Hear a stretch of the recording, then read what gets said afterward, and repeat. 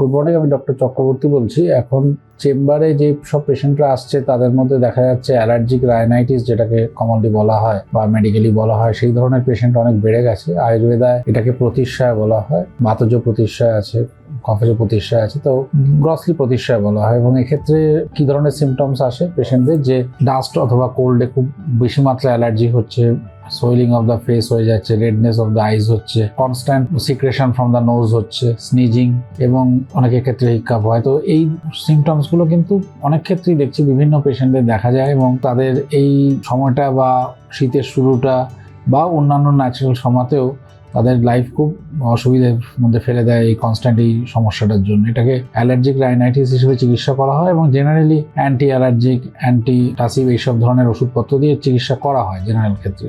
আয়ুর্বেদা এটাকে যে অ্যাঙ্গেলে ধরে সেটাকে প্রতিশ্রয় হিসেবে ধরে, এবং আয়ুর্বেদের ক্ষেত্রে এটাই কিন্তু আপার ঊর্ধ্বজত্রুপত্র বা আপার বডি পার্ট ডিটক্সিফিকেশনটাকেই মূলত প্রাধান্য দেওয়া হয়, এবং সেক্ষেত্রে নশ্রম একটা গুরুত্বপূর্ণ রোল প্লে করে, ফলোড বাই বমন এবং বিরেচন যদি করা যায়, বিশেষ করে বমন, তাহলে কিন্তু পেশেন্টদের একটা পার্মানেন্ট রিলিফের জায়গায় নিয়ে যাওয়া যেতে পারে।